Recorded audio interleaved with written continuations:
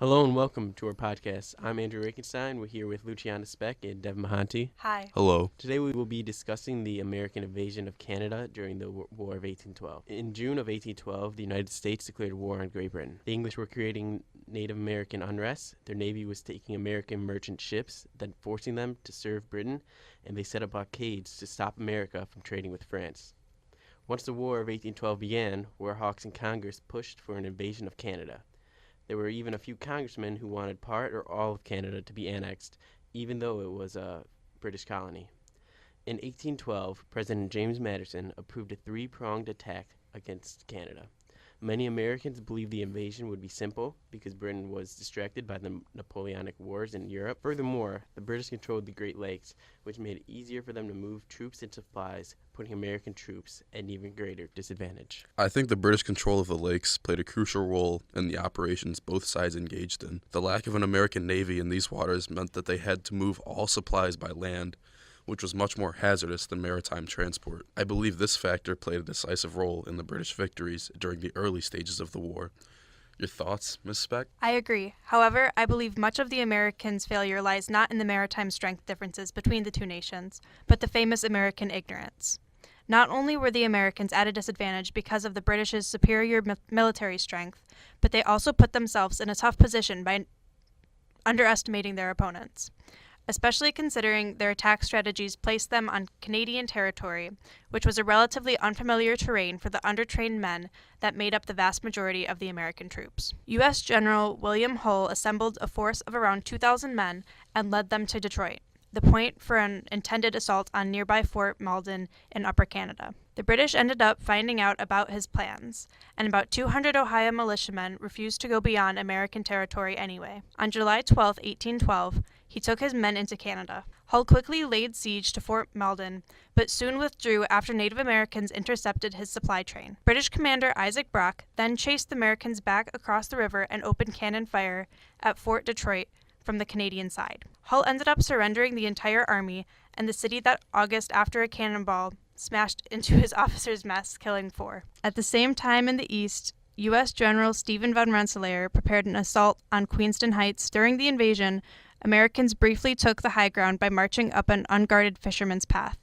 But 950 U.S. troops were driven down from the heights by the Canadian forces and captured after a group of New York militiamen refused to leave American territory and come to their aid. An interesting facet of both of these battles is the refusal of American troops to cross the border into Canada. This highlights the decentralized structure existing in the American Army at the time. Stemming from their experience under British rule, where a professional army existed, the American government favored a small army of trained soldiers, which would be supplemented in wartime by citizens who would form militias. These militias would serve locally to fend off invaders on the borders and invade enemy territory on the frontiers. While it sounded well in theory, many militiamen were not under the command of the army and thus were not obligated to follow orders by generals. Militias which didn't want to leave their local area, therefore, were entirely within their rights to remain where they were. Militiamen not helping the troops and failure of the American troops when outnumbering Canadian and British forces was a recurring theme throughout the war. This especially was true with General Hull and his troops. While invading, Hull took the fort even with the British knowing his plans, but militiamen failed to help them keep control. Then Hull retreated back to Fort Detroit with most of his troops and couldn't set up a viable defense in his own fort. He ended up surrendering a major fort and all of his troops just because a cannon fired in and killed 4 officers.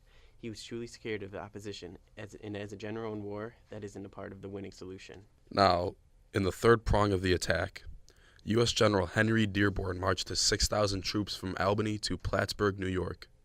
Their part in the plan was to capture Montreal, but once again, state militiamen refused to leave the United States. Unfortunately, Americans accidentally fired on each other in the dark, which in turn caused the force to retreat without ever even entering Canada. The United States pulled its act together in 1813 with the help of an improved navy, a larger army, new military commanders such as future President William Henry Harrison, and more experienced troops. Over the span of just a few months, American troops destroyed the British fleet on Lake Erie, took over the strategically important Fort George near the mouth of the Niagara River, and reclaimed Detroit on their way toward winning the Battle of the Thames. The Americans also captured York, the city currently known as Toronto. A failed campaign against Montreal turned the tide back to the British, with the Americans being pushed back across the Niagara River. More fighting took place along this river in 1814, but by that time the Napoleonic Wars were ending in Europe, and Britain was able to send thousands of experienced troops to the American front. This put America more on the defensive, making Canada virtually impossible to obtain. The last of its troops left Canada in 1814 after evacuating and blowing up Fort Erie. The defeats at the end of the war were very important as they ended American dreams of annexing Canada. Prior to this, many thought the U.S. would encompass the entirety of British North America. Failing in their second attempt to invade Canada forced American attention west instead of north. America didn't gain anything physical from this invasion, but it did help them in a few ways. This really told the rest of the world they are a country and they are separate from Britain and won't ever go back. America also gained respect from many European countries for defending themselves against Great Britain virtually without help. This was the beginning of a truly independent America being on the national scene. With better trained generals and recruits, America showed it's possible that they could have succeeded, and we could be living in a radically different world than we currently do. And that's all the time we have for you today. I'm Andrew Rakenstein with Dev Mahanti and Luciana Specht. Thank you for listening.